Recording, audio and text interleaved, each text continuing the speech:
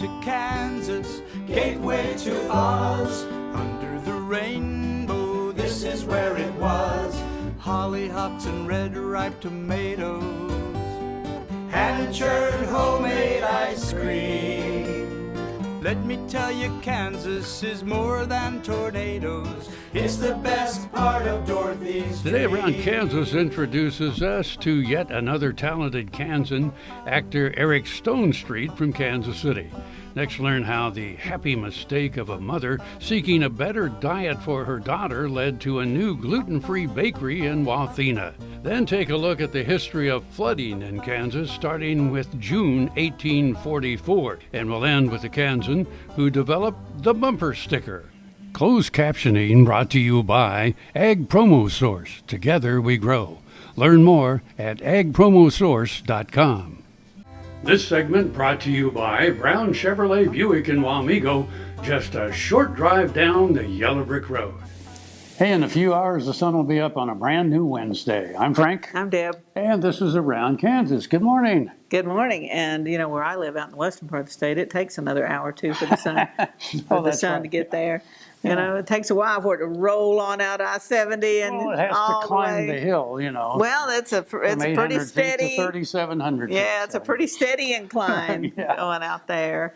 You know, we're getting ready out there for our big event at Fort Wallace this just a month from now. Oh my God, I can't believe it's just a month. We've got so much to do, but we're having the Great Fort Wallace and Western Kansas Exposition, and we're having a special event on July 3rd in Goodland, at just outside of Goodland, at the museum, and then at the Kidder Massacre site. Dr. Jake is recreating the Kidder ride from 1867. I'll accept the massacre at the end. They're not going to die at the end. And then we're going to have a program out at the massacre site. So we'll have historians out there, Doug Whitson, and other folks talking about, you know, what happened out there. And our friend Callie Crowman and Diane Gillenwater did a beautiful song about that. And then on the 6th, we have a bus tour from Oakley to Scott City, which is going to be phenomenal. We're going to visit some incredible sites along the way. There's a fee for that, but then on the 7th, we have a symposium, Nerd Day, I call it, at the Expo, and that'll be at the Fort Wallace Museum. And then on Saturday morning, July 8th, we will have the unveiling of the statue of Scout William Comstock by our friend Jerry Thomas out in front of the museum. We will have the grand opening of the new addition to the museum, which was designed by Valerie Smith, and what an incredible, talented, you can't believe how cool this is. And we will have an encampment all day long and a Michael Martin Murphey concert that night. And then on Sunday, we will end with a horse-drawn procession out to the Fort Wallace Cemetery and services there.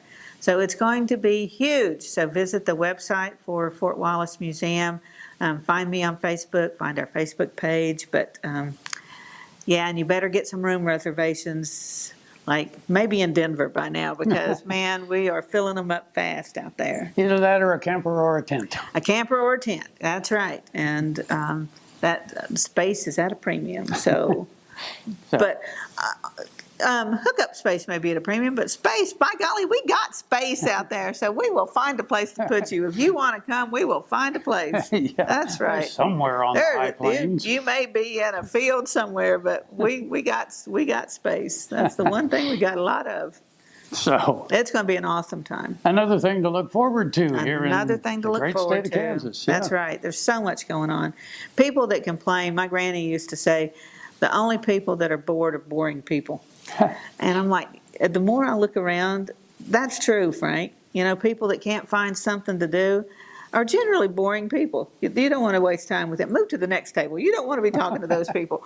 If they can't find something fun to do or interesting or entertaining or educational, you ain't got time for them. Yeah. You don't need those people in your life. So we'll be back.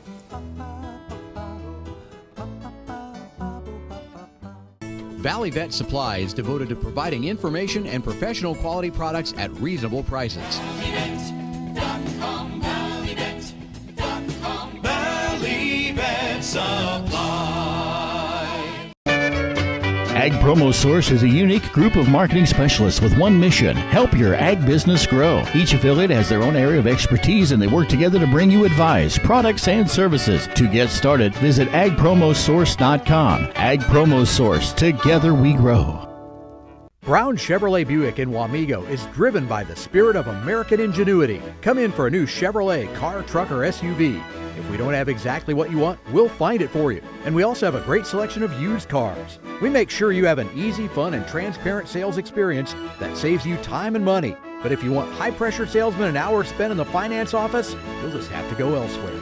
Brown Chevrolet Buick in Wamego. We're making car buying great again. Right after the Tri-County Cruisers Car Show and Parade, discover Oakley with a street dance and beer garden, 9 p.m. on June 9th, happening at R&K Storage, 111 West 3rd Street. Come join the fun.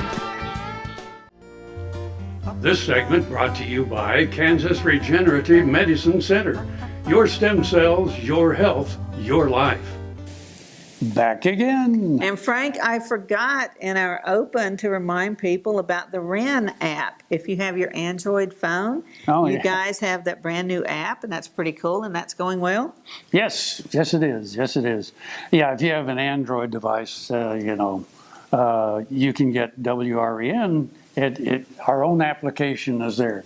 Just go to your Play Store and search WREN. It'll come up. It's a free download, and then there it is, and you can call up the oldies just anytime you would like. That is so cool, and you take requests too. Yeah. Oh man, how cool is that? I'm going to make my list right now. Yeah. Well, we've got a feature. We're always sharing talented Kansans with you, and there is no end. And one we've shared a lot from bygone days, but one who is hot right now is Eric Stonestreet on Modern Family, which I think is hilarious. That's one of the shows I actually watch on TV. So you're going to, if you're not familiar with his story, you're gonna be blown away.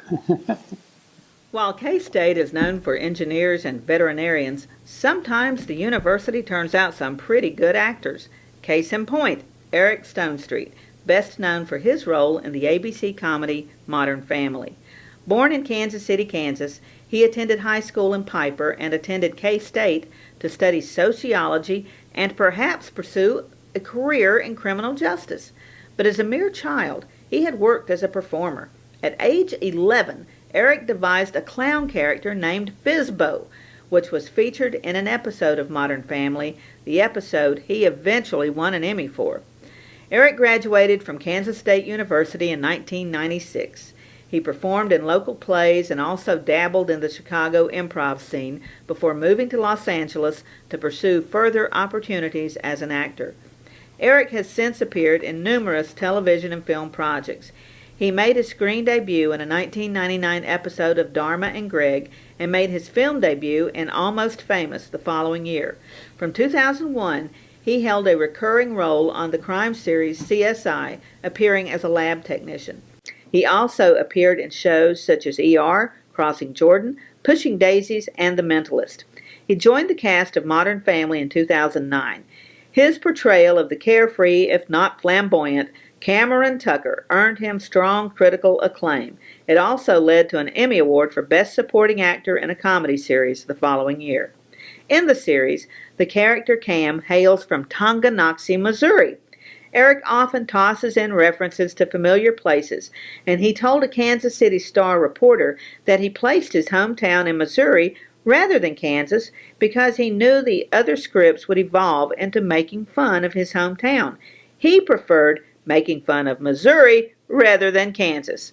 For example, one of his quotes from the show, "I'm just a kook for racquetball. Club champ 2 years in a row, Tonganoxie, Missouri Rec Center." We're betting the folks in Missouri don't mind the jokes. There's a lot of different ways of doing this woodwork, but I could not make a knife without both hands, especially without this thumb. And my thumb was so sore that I couldn't even touch it, and they wanted to fuse it, and I said no, cut it off, because I didn't want it sticking up. And I found out about the Kansas Regenerative stem cell and went to Manhattan and had that taken care of in my thumb, and now I'm able to go again. Soil is the life of a farm, and for 25 years, SureCrop Liquid Crop Nutrition has helped growers produce abundant quality crops while preserving and improving the soils they steward. SureCrop offers complete soil and plant analysis with cropping recommendations, delivery direct to your on-farm storage, and quality crop nutrition custom blended for your field. Choose SureCrop for the assurance of excellence for your soil. Call today or visit their website for more information. This segment brought to you by Kansas Soybean Commission. Progress powered by Kansas farmers. Here we are again. So, anyway. Let them eat cake, Frank. I couldn't stand it. I knew you were going to say it, and I had to beat you to the punch. I know. Well, but I was going to say let them eat cake as long as it's gluten-free. Oh, yeah. Cool. Yeah. Well, no, it really is. Yeah, I never really understood that, but then I have a couple of friends that need to eat gluten-free, Mm-hmm. and part of it is because our food is so good anymore, like the wheat that's grown. The person explained it to me. It used to be wheat was pretty tall, but he said you go out western Kansas now, it's much shorter, but the wheat heads on there are bigger, and so they have Much more compact everything in it. Yeah. And so if you have some sort of affinity to gluten, it can be a big problem. So anyway, there are beginning to be gluten-free bakeries around the state. Wow. So yes, Marie Antoinette said, let them eat cake. And then they cut her head off. So, Yeah. But this story doesn't end Actually, like that, does it, Frank? Historically, she didn't really say that, but you know. But who are we to interfere with a good story? So. Yeah. But anyway, there is a bakery in Kansas called the Marie Antoinette Bakery. That's brilliant, actually. That is really a brilliant name. So anyway, and of course yours truly gets to do the story about it. And I mean, people really came in from all over the place, but now they do. You can go online and you can actually order it from them. Which might be safer than getting your head cut off. Yeah. Yeah. Anyway, let's take a look. This is a Kansas profile by Ron Wilson, director of the Huck Boyd National Institute for Rural Development at Kansas State University. Happy mistakes. That sounds like an oxymoron, a contradiction in terms, but happy mistakes is one way of describing the experience of a woman who was seeking to find a better diet for her daughter and ended up developing a new business. Randy Force is the owner and head baker at Marie Antoinette's gluten-free bake shop.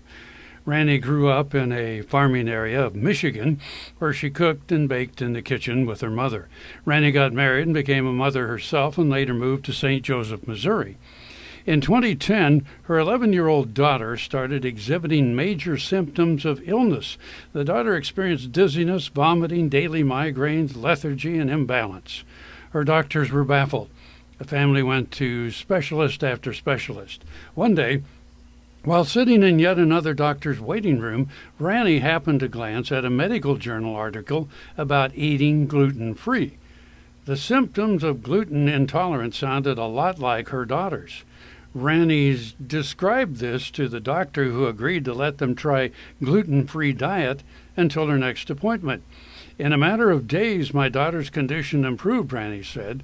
There was a breakthrough, but it was still a challenge to find foods which would work in her daughter's diet. Furthermore, it turned out her daughter also had allergies to yeast and corn. Randy began actively seeking foods that her daughter could consume. When their older daughter graduated from Wellesley, Randy and her family went back east and visited gluten-free bakeries along the way, but with disappointing results. As I sat down and tried to choke down a tasteless, dry, and crumbly gluten-free cupcake in Boston, I knew we could offer a more tasty, moist, and sweet cupcake, Randy said.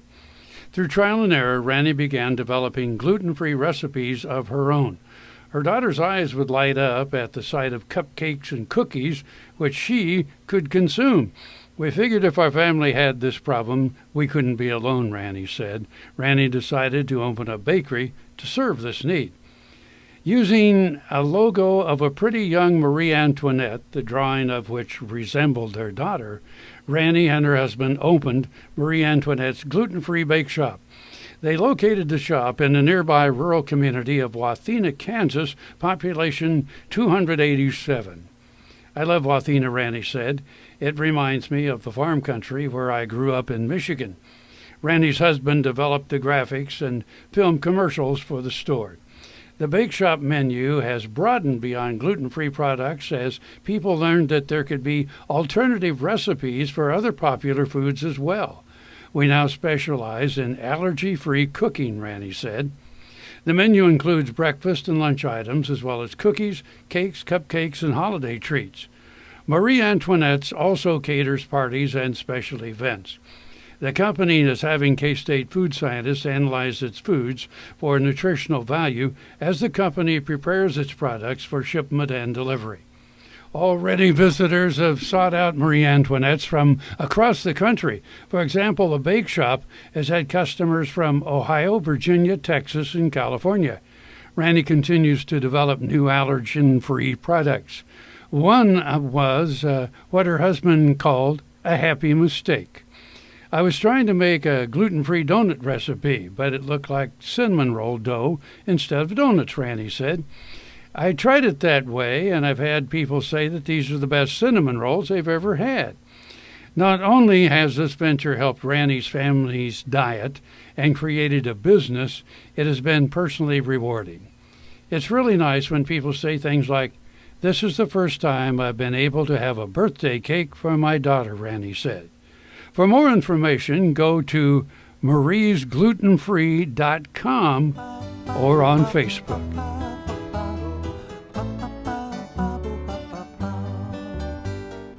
Fort Wallace stood on the frontier in the midst of the Plains Indians Wars on a major stage route and rail line. Beside the 1865 stagecoach station, a modern museum with thousands of artifacts tell that story, like the fossil of a 40-foot plesiosaur is suspended from the ceiling. Located on Highway 40 midway between Hayes and Colorado Springs, the Fort Wallace Museum is as welcome a sight today as the fort itself in the 1860s. Discover the fightingest fort in the West. This segment brought to you by Kansas Grain Sorghum, growers working together. Find out more at ksgrainsorghum.org. At least one Kansas stream has severe flooding each year, according to the U.S. Geological Survey. Most of the time, flooding is confined to an area of less than 2,500 square miles, but several severe floods have affected much larger areas of the state. The first of those we know about occurred in June 1844. The flooding resulted from a large storm that affected the north central and northeast parts of the state. Many of our viewers remember the flood of July 10th to 13th in 1951, which extended over about one half of the state and along the Missouri and Osage rivers in western Missouri.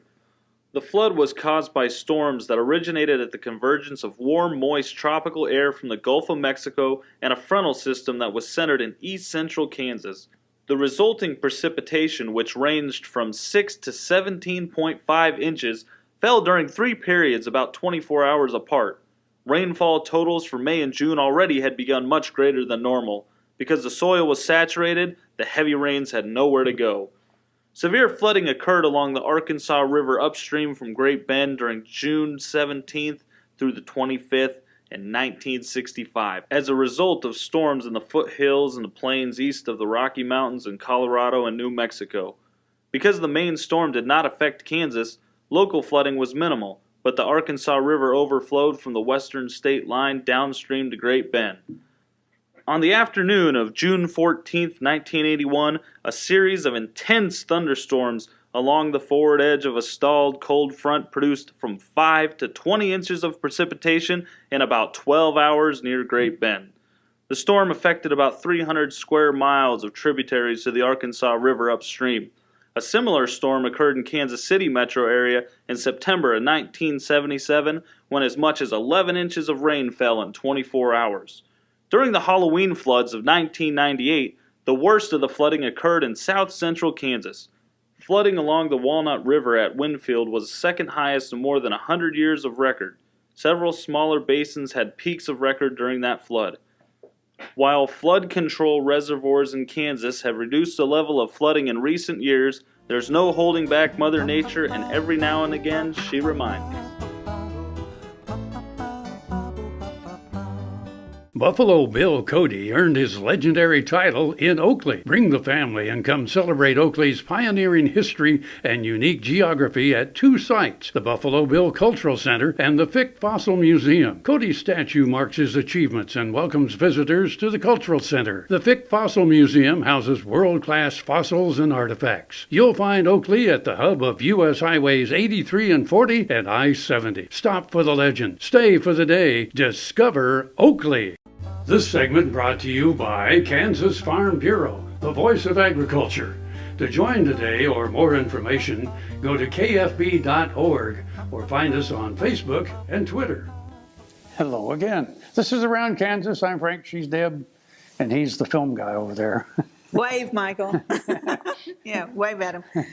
So Frank chastised me for all the bad things I said about the weather. I didn't even mention the tornadoes, Frank. I just talked about the floods and the blizzards. I didn't even get to the tornadoes. We should make that bumper sticker. You know, life in Kansas is an adventure. Bumper stickers. Bumper hey. stickers. It's your story. Well, you talk about it. I was just going to say, what would campaigns be? Frank, back in the day, what did you do for campaigns before you had bumper stickers? I don't know. Well, that was before my time. You know, one of my favorite bumper sticker jokes is when they dug up the Hunley, the Confederate submarine, sunk just off the coast of Charleston. Have a bumper sticker on it. It had a bumper sticker on the back that said, "Vote for Strom Thurmond." And he was like in office for 100 years or something, you know. So, oh my. Yeah, if you're from the southeast or old enough to remember Strom Thurmond. Yeah, but no, bumper stickers. This is such a cool story. Yeah. All right, take Made a in look. Kansas. Made in Kansas. Before bumper stickers, how did we know whose kid was an honor student or that you were saving the whales? Once again, a Kansan answers the call by transforming the lowly bumper into a platform for freedom of speech. Forrest P. Gill, a silk screen printer from Kansas City, Kansas, USA, is the acknowledged inventor or perhaps the developer of the bumper sticker. Gill recognized that the self-adhesive paper used during the Second World War could be used to advertise promotional products in the late 1940s and beyond. Gill was relying on developments in material manufacturing during World War II, which led to the widespread use of daylight fluorescent inks. These inks appeared to glow during the daytime and were useful to support various wartime activities. They were favored by early bumper sticker manufacturers after the war. In addition, the first commercially produced pressure-sensitive stickers appeared after World War II. New developments in adhesive materials led to the production of paper strips with adhesive on the back. In addition, the rise of consumer use of vinyl after World War II led to the eventual use of this material in bumper stickers. But before bumper stickers, advertisers used other methods of displaying their wares. In the horse-drawn carriage era, advertisers printed on horsefly nets with the name of a business.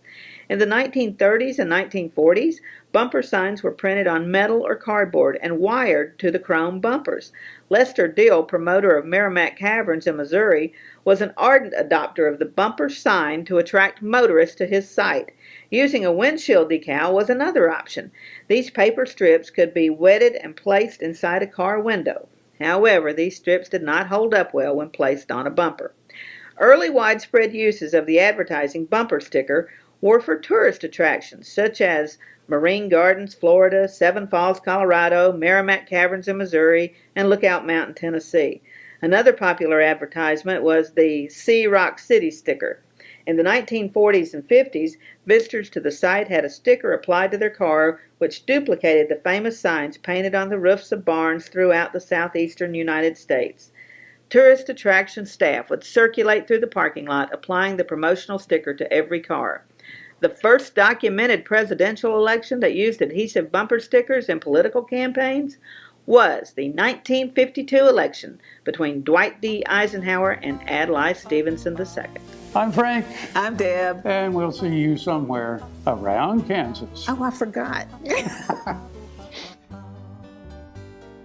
Welcome to Kansas. Closed captioning brought to you by Ag Promo Source. Together we grow.